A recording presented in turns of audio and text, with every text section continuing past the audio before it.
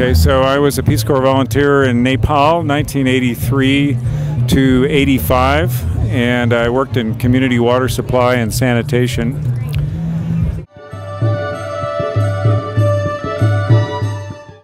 I guess the story that comes to mind first might be privacy was in short supply in the Peace Corps. You know, you could get used to a lot of things, but the lack of privacy was a tough one, I think, for a lot of Americans.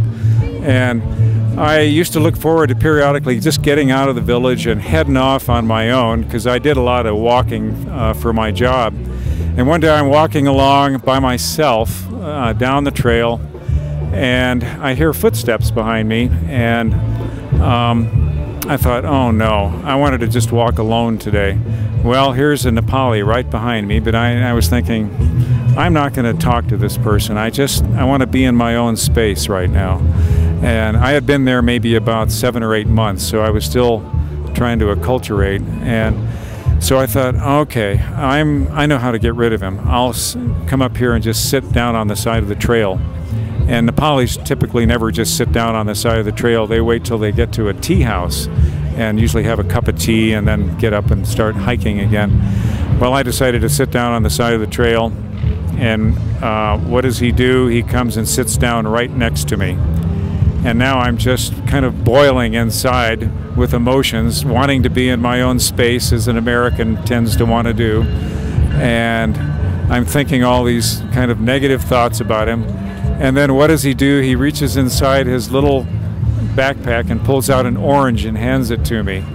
And I just felt so terrible about how I had been feeling about him. And here he was just trying to be a friend. He wanted to walk with me. He wanted to be a hidne sati. So that's what comes to mind, maybe one of the first things. So.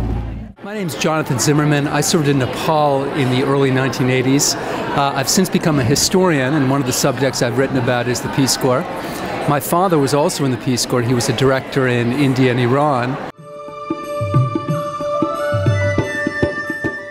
And my most dramatic experience actually happened earlier last year during the summer, when I returned to my village in Nepal, the village I had served in, with my 17-year-old daughter.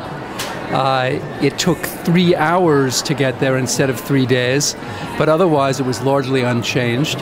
And the school held an impromptu welcome home ceremony for myself and my daughter, in which I was asked to give a talk and broke down in tears.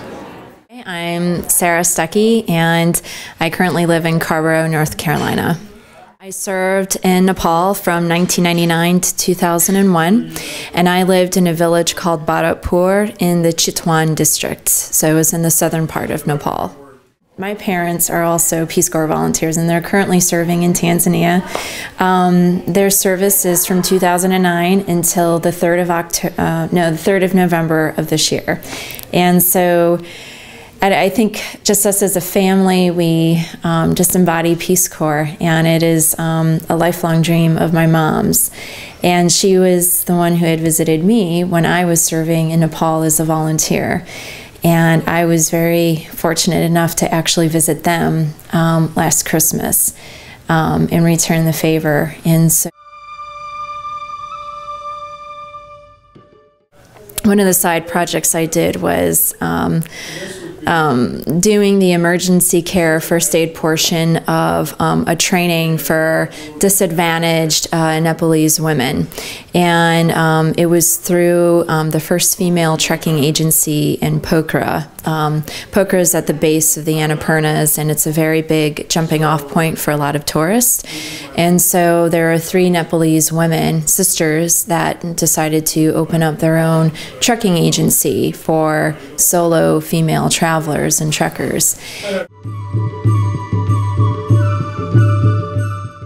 So I wanted to do this recording today just because I feel like even if for posterity's sake, it's my parents are also Peace Corps volunteers, and they're currently serving in Tanzania. Their service is from 2009 until the 3rd of November of this year, and so I think just us as a family, we just embody Peace Corps, and it is a lifelong dream of my mom's.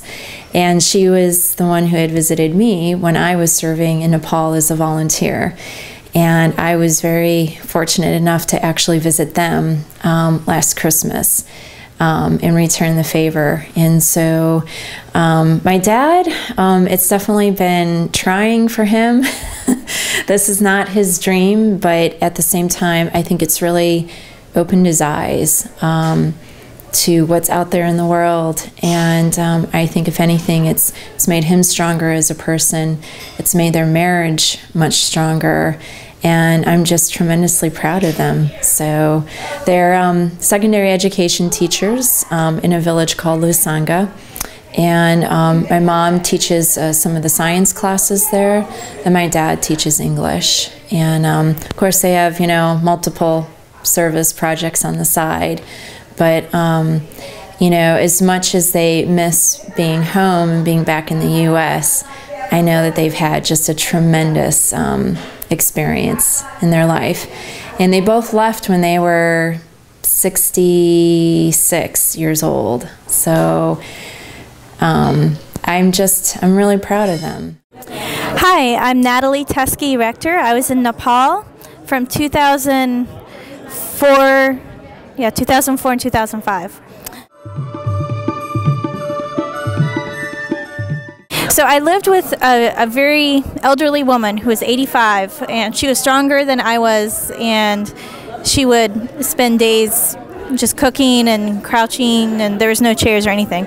Anyway, so she had to leave for several days, and so I was in this big house by myself, and I heard noises outside in the middle of the night, and dogs were barking, and it sounded like somebody was crashing down something outside. And I was scared to go outside at night because there's no lights.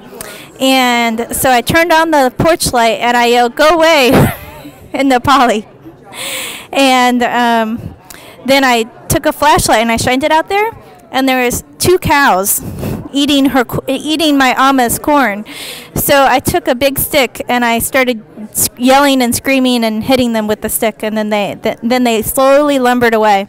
Anyway, I had to get up another 3 times to chase away the cows from her corn, and I only saved like 3 stalks of corn, but she was very thankful because it was her food, and when it's gone, it's gone. So that's my story. I was afraid of the cows because I thought that they were, I don't know, who knows, noises in the night.